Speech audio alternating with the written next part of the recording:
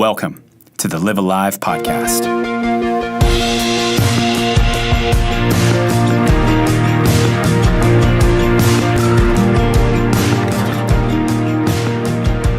Hey friends, I am Chris. Oh, hey enemies, my name is Jeremy. And you're back on the Live Alive podcast. Welcome. Thanks for joining us. Man, it's been a crazy week for us. But Pez and Dylan are missing. Again? Again. Actually, I'm just gonna give it away right now. Pez is in the room right now. Don't give me away. Oh, hey Pez. Anyway, we just took his mic from him. He's been kind of irresponsible with his words. So we just said, no more talking for Pez. Blah, blah, blah. Discipline. We want to talk to you guys very little today because we have a very special guest. We talked about it last week. If you don't know, then you need to go back to last week's episode, listen to the whole thing. Because we were in Memphis, and the very first person we talked to in Memphis was John Perkins. And we got to go into his hotel room, sit with him for over an hour, and just talk with him.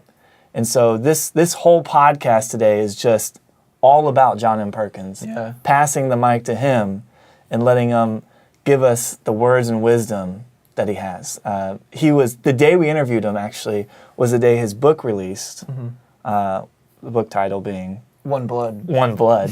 And it was his parting words to the church. He's 88 years old, and so this fountain of wisdom and a personal hero of many of us. It was an honor to be in the same room with him, and a complete joy to actually interview him.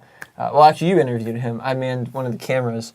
But man, what a special day. And he grew up in the HQ of racial tension. And he'll explain more of that story. But just knowing him and knowing his story has changed the way I deal with people who are against me. Wow.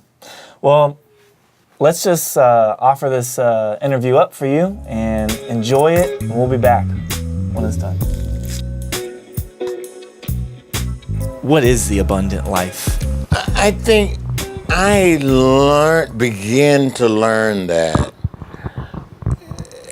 at the stage that I really begin to be impressed and pressured through the witness, and you could say the witness of the Word of God. And I think it was Galatians 2:20 that helped me to find that out. And Paul said that in Galatians 2:20. Said, "Who am I?" Paul said. He said, "I have been crucified with Christ. Nevertheless I live, yet not I, but Christ lived in me. And the life that I now live in the flesh, I live by the faith and the grace of the Son of God, who loved me and gave himself for me." I discovered then the Christian faith was the outliving of the in-living Christ. And if you can understand that, then your life become a pilgrimage. And it's the Christ life that you're really, and that life is eternal. That life begins when you are born again into the family of God. And that this life, and he wants to live this life full. He said it, "I've come that you might have life and that you might have more abundant." That's a full and meaningful life. And all of us, you are here because you're searching for meaning. You're searching for meaning. That's what made Pilgrim's Progress a great book. That's what made Rich Warren Life with a Purpose a great book. They found the secret of living. Right. And they bids us to come and join together with that life. John understood that. In fact, John is the one who told us that you had to be born again. They told us in 1 John how to live it. Yeah. And you live it as you deal with your sin. That's what he came into the world to do. We are self-generators of sin.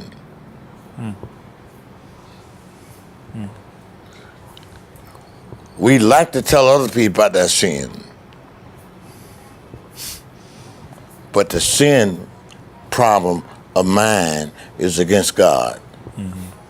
The sin problem of yours is against God. And he gives us a guarantee if we confess our sin, he's faithful and just. So living this life out is to understand the purpose of God coming, that we might know him. And that, and knowing him is in the first 17 verses of the book of Romans. Very short. But 3 more chapters, he tells us that we are broken. And that we need a sin barrier. And that we need to seek God to forgive us our sin. What we don't know, that we need to forgive others. My sin was generated in me. James tells us that. From which cometh fighting and war and killing among you. He said it come from you. It's made up out of 3 temptations. The lust of the flesh, the lust of the eye, and the pride of life. And it comes from us. It starts with us. It started with Eve and Satan. She didn't like being equal with God. He created her to reflect God's glory on her. And she doubted that. Well, she wanted it, but she wanted to be God herself. She wanted more. So when I first came to Christ at 27, an old missionary lady, white lady, who had been a missionary to Brazil, and that was a good place to be a missionary. And she met me, and I told her that I wanted to understand the Bible. And she told me that the Bible is a story of the revelation of God through people who were seeking after him. So it's God's story lived out with people, and that I would not be able to live it adequately till I know this one big story. And so the Bible became a storybook. You know. So I think, so when I say that, what you really say, what I'm really saying, the end results of your question is you got to become a disciple.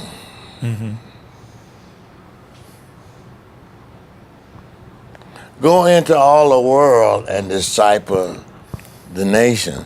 And usually what we do is get a piece of God, a little bit of a truth of God, and then rewrap ourselves around, or get into that bag, and we pull the string too tight, and we make God into a doctrine. And we make God's truth into a doctrine. And God's truth is almost beyond us finding out all the meaning of it. And so we take a piece of God's truth and pack it up and make a doctrine out there and make that a litmus test. We'll make abortion a litmus test. We'll make homosexuality a litmus test. That's so limited.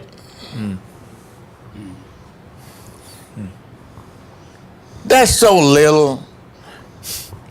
I have come that you might have life, and that you might have it more fully, meaningfully, purposely of life. And so what we got is too little, and we done cut God's word, truth, up into little pieces and made doctrines out of them and closed the string on them and say, what I'm telling you is all the truth. maybe that's why somebody must have learned that, to tell the judges to ask the witness on the stand, what are you going to tell? A piece of the truth? He said, no, you got to tell me the whole truth. Nothing but the truth. And now, you don't ever know all that in fullness, but you seek for that. Yeah. And the more the truth you get, the freer you'll be. So you said part of coming alive is becoming a disciple, and not just of anybody, but obviously of Jesus. A disciple of Jesus. To hear, to glorify his name, to make his name, I can say it, to make his name famous. Right. Not our name famous. So We are famous if we, Peter says that, if we identify ourselves close enough to Jesus. It's left up to Jesus to do it. It's left up to Jesus to talk to us. And we hear his voice. My sheep hear my voice. I know them. And they follow me. And I give unto them eternal life. What is eternal life? Life with purpose and meaning starts now and go out through all eternity. I think we have took God's truth and broke it into little pieces. And then we become right. And that's to say, we need to know, we need to be truth seekers. There is some absolutes.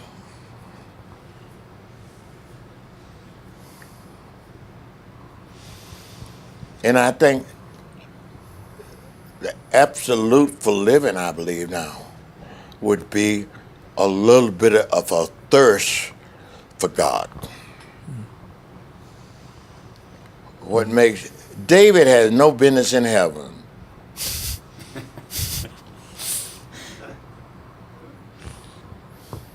But he said something that got him there. My heart thirsts after God like a deer at a water brook. How do you create thirst? How do you create passion? What is you love? How did Vera May stay with me? I just told you I had a passion for her. And she had a passion for me. You might call that love.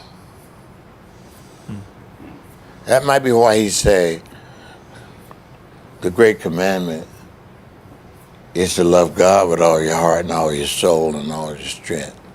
And then love your neighbor, you love yourself. That might be the acid test to life. And you say I learned that when I began to learn some of that way back then. But there's truth to be learned every day if we listen.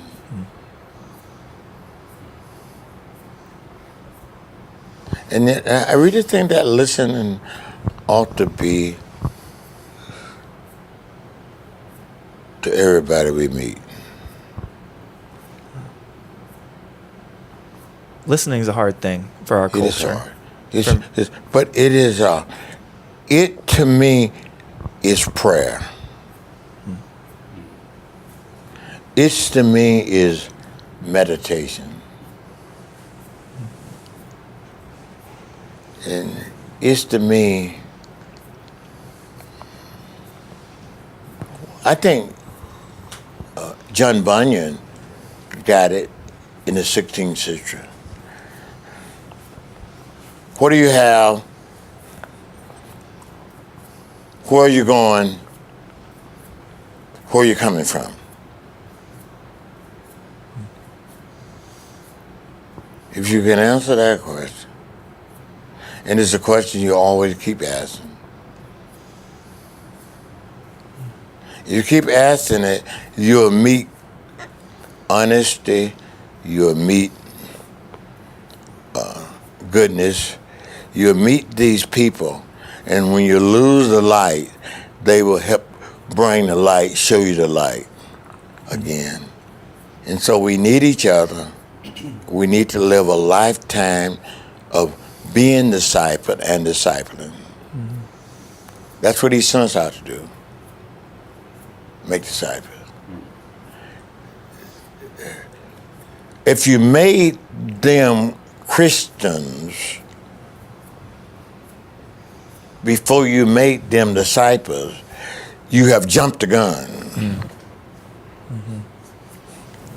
Because Christians come out of discipleship and behavior. You're not automatically a Christian.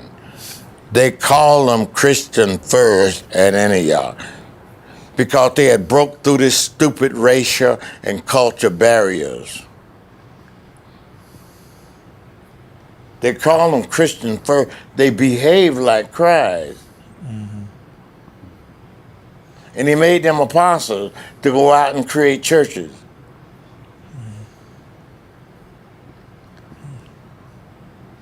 We're at a good place. You think so? I say this all the time now. You know, I have a little platform. Well, you guys are giving me a big one. A little platform to speak truth into. And we had a good time. We had a good place. We had a place where I was reading this morning. If you want to know what my devotion was this morning, it was the Black National Anthem. And I was reading the devotion based on me being here. And based on here, we are set here to commemorate and celebrate the life of Martin Luther King. I don't have nothing negative to say about him. Somebody gonna say, wasn't he a womanizer? I'm gonna say, Jesus did that test on us. He told us, if we haven't sinned, cast the first stone. Wasn't nobody left. And when a man give his devotion for what he believed, don't come talking to me. Jesus says that's the greatest thing that a human can do, is to be faithful unto death, to give your life to your cause. We just trying to always bring somebody else down to us so we can be better than them. That's our conversation. We got to love each other. Today, there's a real struggle for young people in particular to know how to engage people who think differently than them, who look differently than them, who believe different things. I would love for you to speak a little bit about your experience in how to be like Jesus among people who are different than you, who may express hate-filled things towards you and have differences of opinion. What can we do as Christians to begin that process? I think to bring suffering back as a virtue. When we think of the abundant life now, we think of health and wealth. The cross is symbolic of suffering. The Garden of Gethsemane is an idea of suffering. So I think we gotta come back and bring life into this world. And so we need to look for joy in this life out of pain. Because when it becomes pain for others, Martin said this, it becomes vicarious and redemptive. We gotta look at suffering as a virtue. We sort of say it too quickly. Without pain, there's little gain. And so when you're talking about what in my life, I have learned more in pain. I think that's why most liberators in human liberation, all liberation for a better life, usually it comes at the jailhouse. When your freedom have been cut off. Martin Luther King learned what he learned in prison. I suspect that Mahatma Gandhi learned what he learned in prison. I learned what I learned about suffering in a Brandon jail in 1970, February 7th, when I was tortured. That ought to be enough, but no people don't know what torture is. And it was in that Brandon jail I saw the ugliness of white racism. But I also saw the ugliness of my black solution. Because if I'd had an atomic hand grenade, I would have pulled it. I saw that we was trapped. I learned later that we was culturally trapped. And I said, Lord, I want to preach a love, a gospel that's bigger than my blackness. I want to preach a love that is bigger than racist superiority and supremacy. They are trapped. I want to preach a gospel that can burn through this. And that's when I commit. Now, you think I come out of jail doing that? It took more pain.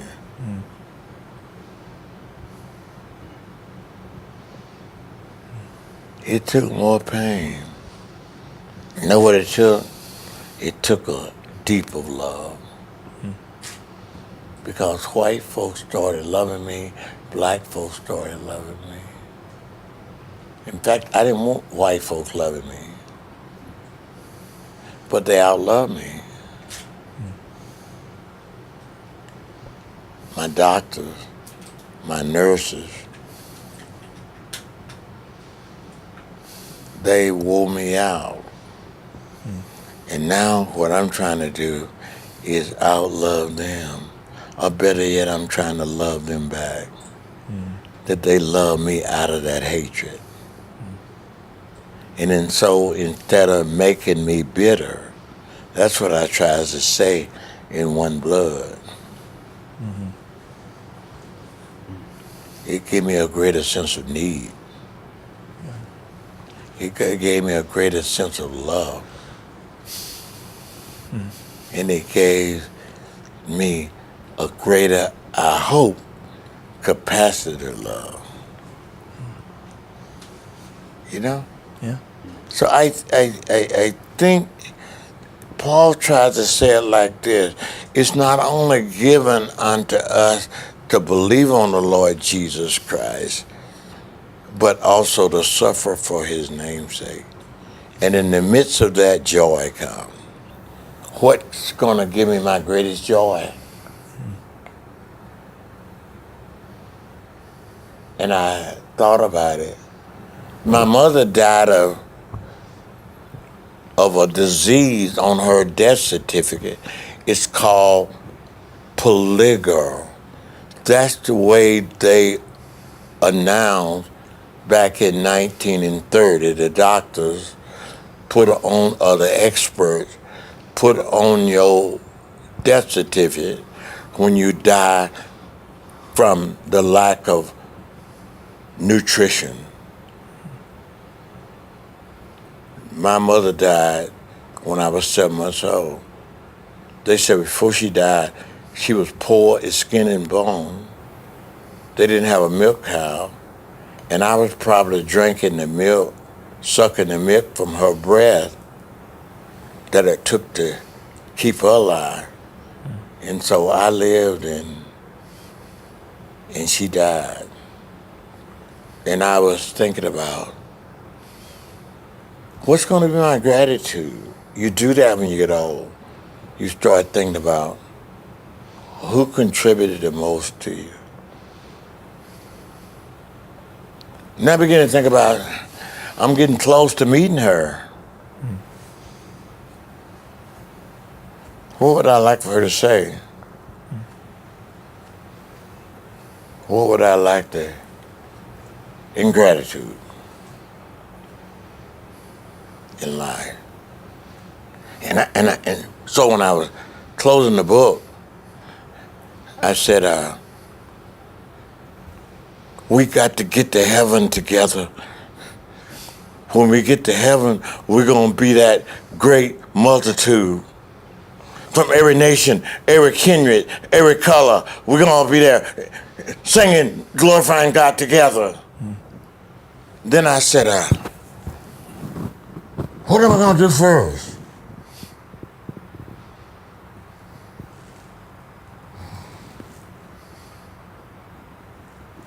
I pictured my mother walking with me.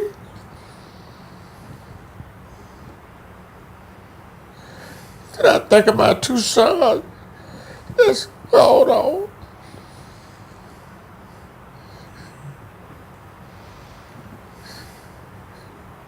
And we together gonna kiss the face of Jesus.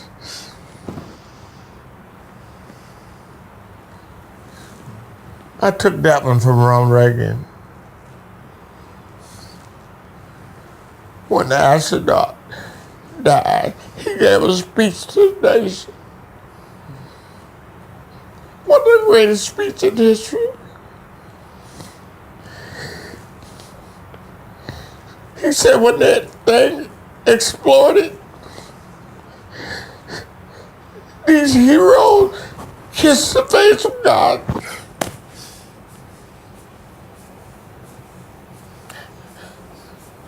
We need to find some gratitude.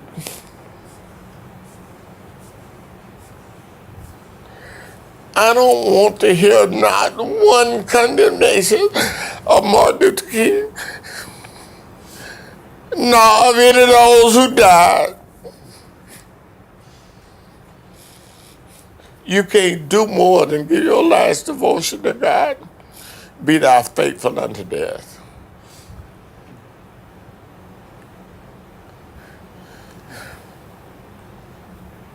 And we are practicing racism.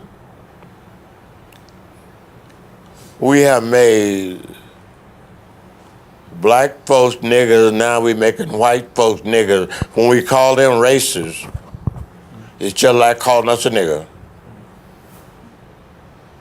And we're cursing each other. We're screaming at each other. We don't know we're equally broken.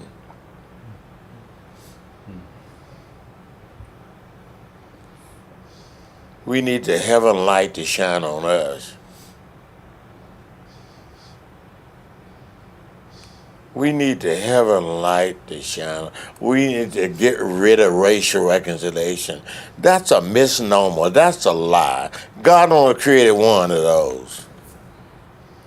We are boxing in the wind. We are boxing in the wind. And we can't forgive each other. Too long on that is terrible. The Arabs and the Jews, it's going to be tough. The blacks and the whites, it's going to be tough. I would think about that as I was white, to make slaves out of people, color code them, and make black nasty, and then tell them to be reconciled to me. A little black boy running from the policeman will say, Black life matters too, and white folks say, what in the hell are you talking about? That's a radical group. We need to get to that group. That Black Lives Matters group. We need to get them. They are messing up our nation. And well, somebody said the Knoxes and the Black Life group is the same. We lost 6 million people to the Knoxes.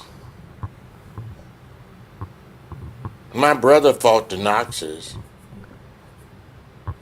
And how did they become like all the other groups? We are at an opportune time like we've never had before. We're at the threshold of the revival. We are at an opportune moment. When you're spending time with God now, when you're in that quiet place with Him, can you share with us some things that He's telling you that you wish you knew when you were 20? Oh man, oh man, that's the growth. It's my reflection. I think that's what meditation is. You know, it's reflection. Boy, if I'd have known the value of friendship, oh, I would have been a courageous guy. You know why I'm sitting in this room? You know why I have survived? And why I have tried to say what I have tried to say and let justice roll down? Dream with me, and now, one blood. Really, it's because my friend said to me, John, these guys who've been with me down to the years, they say to me, John,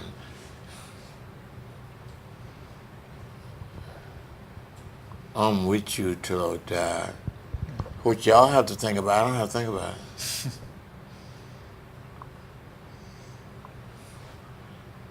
And I look back and say, they've been doing that all the time.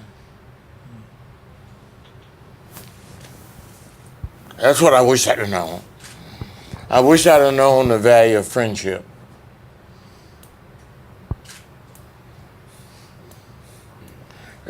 Most courageous Christians didn't think about what y'all think about. Didn't think about that. How much money I need. Most revolutionaries come from middle-class families.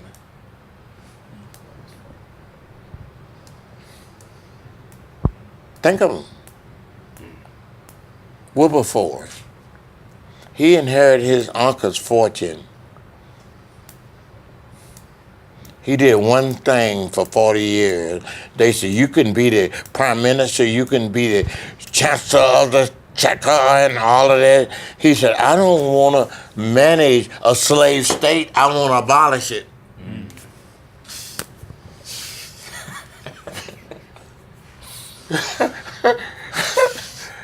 And he spent his 40-some years abolishing slavery. He didn't worry about no money.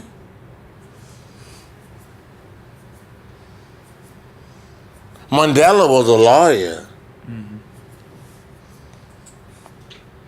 Fidel Costa was a lawyer. I ain't praising him. I'm saying he reigned for 50 years in the front of the most powerful nation on earth. He had a conviction of something.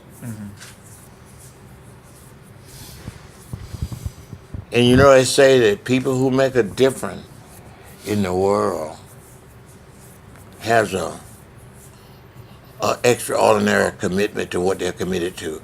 Most people ain't committed to much.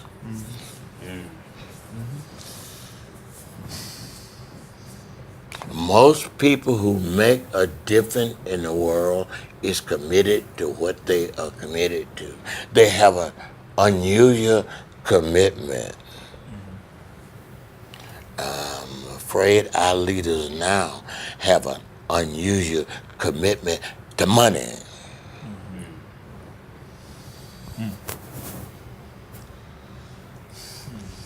You know? You think I'm against money? That's the means of exchange. You can't do much without that. Right. But is that your end goal? I said that to my children. I said to everybody when they talk about money. What are you going to do with it? What are you going to do with it? That's a great question. It is. I have one of I like this one. They said Vanderbilt came, he was extraordinary. He discovered how to use tobacco and how to make machines to roll cigarettes and all that kind of stuff. And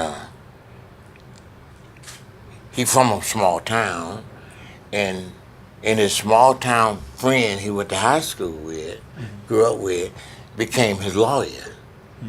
And he was his lawyer until he died. In the little small town where Vanderbilt grew up and all that, and he died, and so the black folks and the white folk would be just sitting on the street, and they were talking about how much money Mr. Vanderbilt had when he died, and how much did he leave. And they said, there come Mr. Ben, the lawyer, Attorney Ben, he can tell us how much Mr. Vanderbilt left. And when he got there, Mr. Vanderbilt was smoking a cigar, and they said, Mr. Vanderbilt, not Mr. Vanderbilt, the lawyer, said, how much did Mr. Vanderbilt leave? So he didn't take his cigar out of his mouth. He said, he left it all.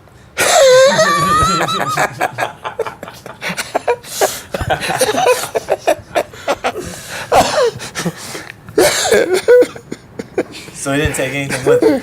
No. All right. He left it all. That's what he did. Amazing. So You know I'm a joker. You are. You know, deep down in my soul, I would have liked to be a comedian. You still got time. All right, we have one last question. Yeah. Okay. Is there anything left you want to accomplish? No, I want to be an encourager. And I'm amazed at I want to be an encourager. I want to be encouraged in the way I was encouraged. I want to be encouraged like that old missionary. I want to be encouraged like the old theologian who discipled me. I want to encourage others, my friends, who've said to me, you keep on doing what you keep on doing. We want to be friends until we die together. Boy, I wished I knew that. I wished I knew I was going to develop friends. Yeah. speaking of friends, we happen to be Switchfoot fans. Well, John did the afterward here Oh, he did. in my book. I see that. His name's on the cover. So I'm curious. We want to know if you have a favorite Switchfoot song. Yeah. The sound. What are you talking about? Love is a final fight. I mean, I'm going to my grave with that one.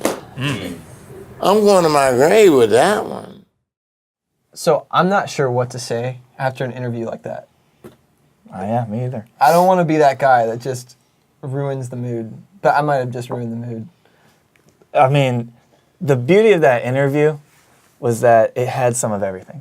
Yeah. It was funny, it was compelling, it was serious, it was dramatic. It was sad. Yeah, it was an amazing interview. But how about that last thing he said? Well, I actually found out about John Perkins through Switchfoot. Okay. Switchfoot has been one of my favorite bands for a few years now. And back in 2009, they came out with a record that had a song on it called The Sound. And in that song, they say John Perkins says it right, that love is the final fight. I think everything just clicked for me. Really? You didn't know that? Oh, I felt like there was some connection, but I didn't actually know the backstory. I guess I never asked. Yeah. So they wrote a song about John Perkins, and we found out, as you just heard, that him and John Foreman from Switchfoot are really good friends. But the book that inspired John Foreman to write that song is a book called Let Justice Roll Down. And it's sort of John Perkins' most famous work on It's paper. actually his biography. Okay. Pez, you're not on the podcast anymore. Pez, we told you, you don't have a mic. You can't talk. But there's always that guy in the back of the room on a podcast that just yells things out randomly. Well, there doesn't true. have to be that guy. That's true. Okay, You're being no, that guy. it's fair. Okay. That's but- your one time. So the thing about this is we actually have 3 copies of Let Justice Roll Down, the book that inspired the Switchfoot song, The Sound, and it's John Perkins' story. It's his story about his brother being killed and him dealing with almost being killed through tortured, beating and beaten. tortured. So we're going to give these 3 books away on Instagram this week. So make sure to follow us on Instagram at Let's Live Alive. And on Wednesday, we're going to give away. Yep, these books, they're signed. They have his favorite verse and a special message for those who win it. I'm not going to tell you what it is, but that's the truth. So the best way that you guys listening can support us to have great interviews like this, great guests who just give this providential wisdom to us, is very simple. You subscribe to the podcast and you can rate us. That in itself actually grows our base of listeners, which helps us get more clout with interviewees to come and talk to the podcast. And so, I mean, that's how the whole game works. It is a game, and we're playing the game. We're playing it to find this Yeah, we're life. playing it because we want to continue to chase down the abundant life with you. Yeah. So if you're about this show, if you want to hear more interviews, we'd love for you to subscribe and then rate us, and we'd love that. So you can go to our website, letslivealive.com, and you can write a review there, or you can find us on iTunes and do it there. Also, hit us up on social media. We're on Instagram. Are we on anything else? We're on Twitter. Pinterest? Not yet. Google+. Nope. LinkedIn? Nobody's on Google Plus. Pez, stop talking, man. Come on, man. Anyway, yeah, we want to connect with you. I think next week, actually, we're going pretty hard in the paint with our social media because we're going to be really social on it. So we want to talk to you. So why don't we read a review that someone's left us on Yeah, the podcast app? cool. Can I see that real quick? All right. This is from Franklin Dingledore. And Franklin says, "Hi, guys. I've had problems in the past, and now they've all gone away." Thanks, Franklin. It's not true, man. Okay. No, I just made that Okay, up. well, this one is actually from, wait, I lost it. Oh, here it is. Okay. So this one, the title of it is So Pumped, and it's from Mia. So pumped right now. And it says, "I'm so excited for this podcast. I love the vision and the drive behind it. I've been following the Live Alive blog for years, and I am so thankful they are extending to a podcast. The guys behind it are rad, genuine, and inspiring." Oh, thanks, Mia. Well, one of those things is definitely true. We are guys. We are guys. So, Listen, I actually know who Mia is, and she says we're rad, genuine, and inspiring. I believe her. oh, cool. Well, I hope she's Because also... Mia is also rad, genuine, and inspiring. Takes one to know one. Yep. Yep. Well, thanks for listening this week. Next week, we're going to be back.